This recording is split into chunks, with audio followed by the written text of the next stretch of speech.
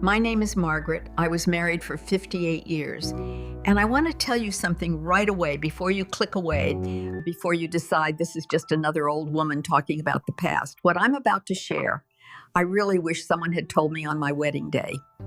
Not the nice advice, not the romantic words, not the things people say to make you feel safe and comfortable. The real things, the mistakes, the ones that almost broke my marriage. And when I say almost, I mean it. There were years where I honestly didn't know if we were going to make it. People look at a long marriage and assume it was easy. They see the number, 58 years, and they think we figured it out early. We didn't. We made mistakes that cost us time, that cost us closeness, that cost us years we can never get back.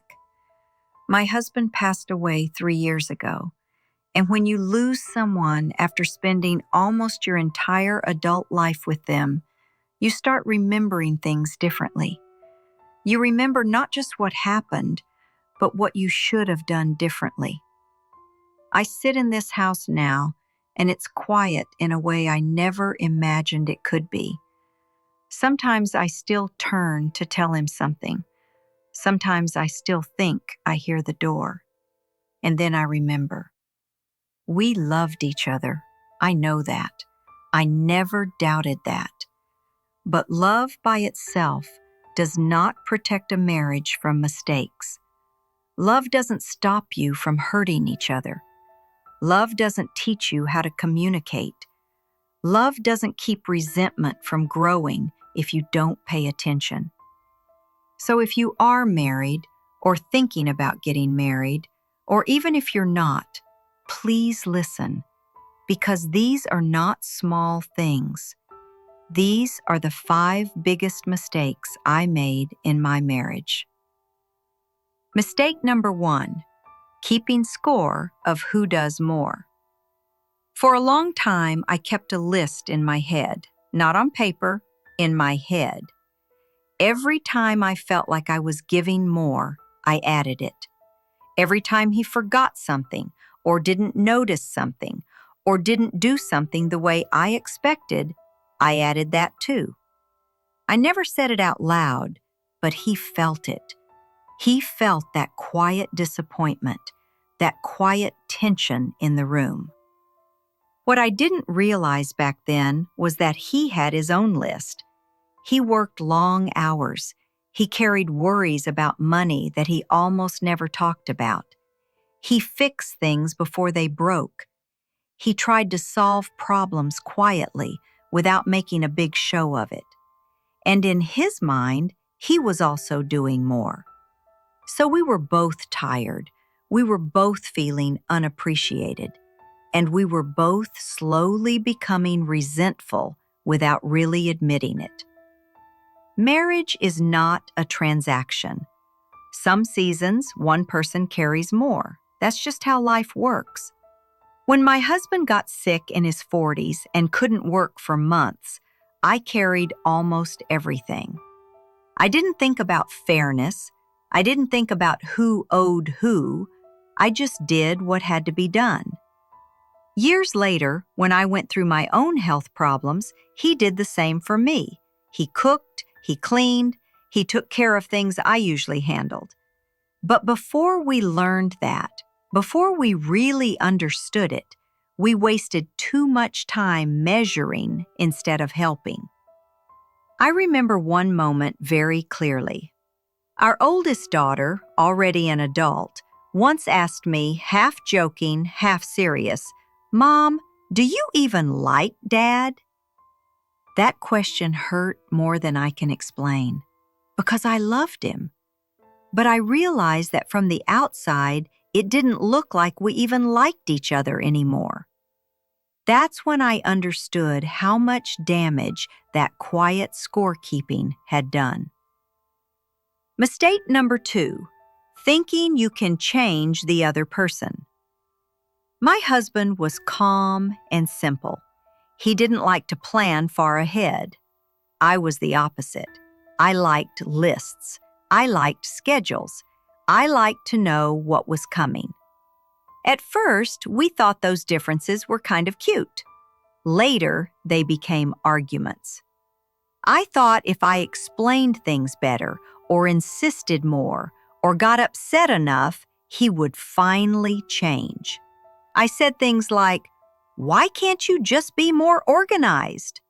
And he said things like, "Why can't you just relax?"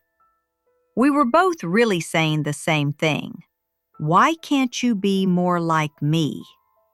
And that hurts more than people realize, because what it really means is the way you are is not enough.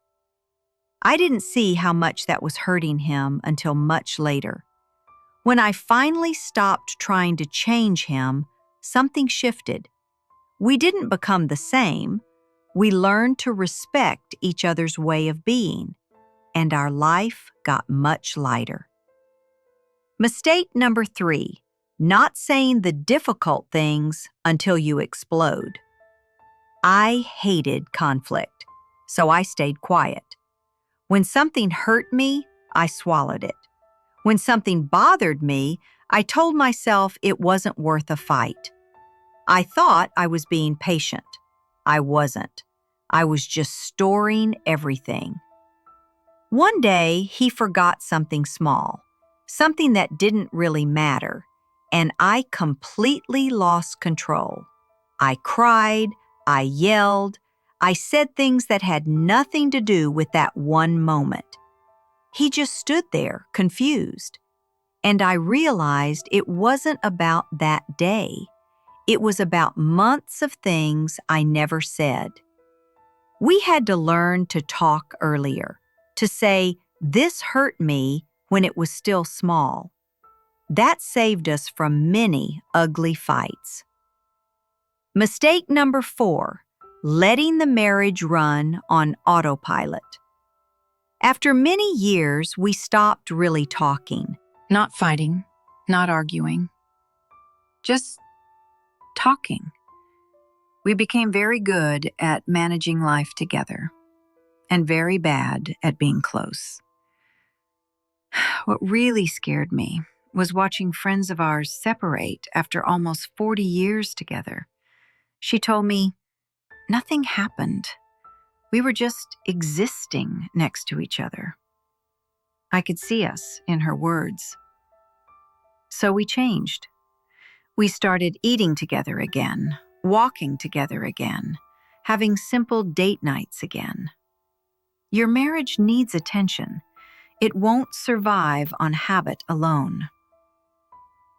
Mistake number 5, forgetting that you're on the same team. For many years, we argued to win, to be right, to prove our point. And we forgot the real goal was to stay together. A family crisis reminded us of that. It reminded us that it was never me against him.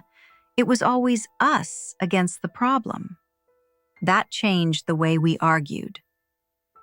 My husband is gone now, and there are days when I still can't believe I'm saying that.